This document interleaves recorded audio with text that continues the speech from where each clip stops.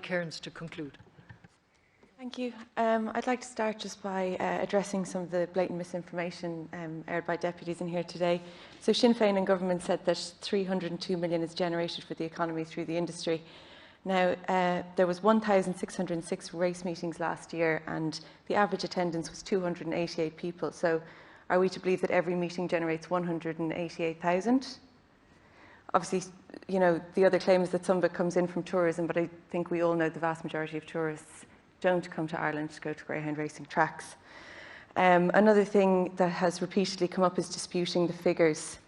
After the RTE documentary, we know that Greyhound Racing Ireland filed a complaint to the Broadcasting Authority about the documentary. RTE investigated the complaint in full and rejected it in its entirety and found that instead the programme was a comprehensive exploration of a topic in a factual manner which was fair, objective and impartial. I think it's important to put that on the record again. I'm also consistently hearing that we're referring to all trainers as terrible people who practice animal cruelty. I don't know how many times we have to say that we are very aware not all trainers treat their dogs badly, and indeed many of those trainers have been in touch to thank us for tabling this motion because they're so aware of how badly dogs are treated in the industry. Many TDs have talked about employment and support for rural areas, help for farmers, which is laughable. The vast majority of rural people, of farmers and fishing communities, could think of so many preferable things to spend $250 million on. Rural populations are concerned about Brexit, about immoral prices farmers are receiving for their product, and a lack of state services. These are issues the government needs to be spending our public money on. Predictably, some TDs have labelled this motion just as a blatant anti-Ireland motion. This is a simplistic argument that paints all rural Ireland as uniform and conservative by default. This isn't only insulting, it's simply untrue. Just because we're from a rural area doesn't mean we're unable to understand facts or engage in meaningful debate. A Red C poll from 2019 found that only 16% of people support this.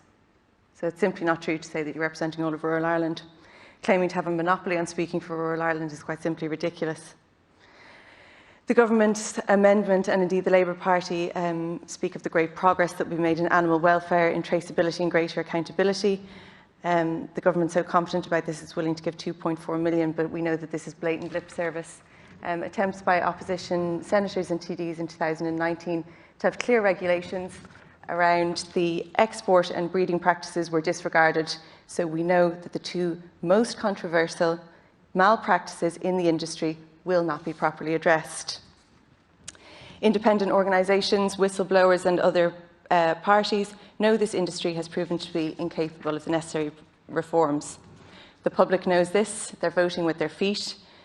Sponsors and companies know this. It seems the only people who don't know it are politicians and the people who are invested in the industry. State funding has enabled deficiencies and overbreeding practices. It has insulated the industry from commercial reality and allowed the IGB to ignore public opinion. It has to stop, and we have an opportunity to do that now. The government's decision to give an extra 2.4 million to the industry in the budget, ratified by the Agriculture Committee yesterday, can and should be halted. The remaining investment should be put towards the gradual winding down of a declining industry. Imagine for a second if the greyhound racing industry didn't exist and me and my colleagues in the Social Democrats came in here today and proposed it using all the same arguments that have been used to defend the funding of this industry. It is difficult to imagine, but I suppose it would go something like this. I propose that we create an organised competitive sport of sorts in which dogs are raced around a track and people can go along and bet on them. And I think that the government should fund it to the tune of 19.2 million annually. The estimated loss for the taxpayer over the next 4 years would be approximately 30 million. So in an attempt to avoid criticism for so many millions of public money being pumped into a loss-making industry, I suggest that the levy from the gambling industry be ring-fenced, and then we can sort of use that as an argument to say we're not using public money despite the fact that we are. Unfortunately, in order to get the dogs that I believe will run quick enough, we'll have to breed about 16,000 of them a year. This level of overbreeding will mean that we will have to kill about 6,000 of those dogs. But we can defend this overbreeding and extreme cruelty by saying that some trainers treat their dogs well and that is the lifeblood of rural Ireland. We also suggest that we tie it in as closely as possible with horse racing and claim that the two are intrinsically linked and that if you're anti a loss-making industry that carries out the cruelty of greyhound racing, you're also anti-horse racing. We could even go as far as to use the employment figures from the horse racing industry to make the whole argument more robust. And finally, if any of this is researched and aired or published, for example, by the national broadcaster, we can just ignore it. We all know that this would be seen as the most outrageous thing imaginable. But in reality, voting down the Social Democrats' motion this evening is just as outrageous. I'm calling on all parties to stop falling prey to lobbying. The solution is clear. We need to stand up and acknowledge the reality of this industry and stop throwing a blind eye to its abuse and more money at its failings. Thank you very much,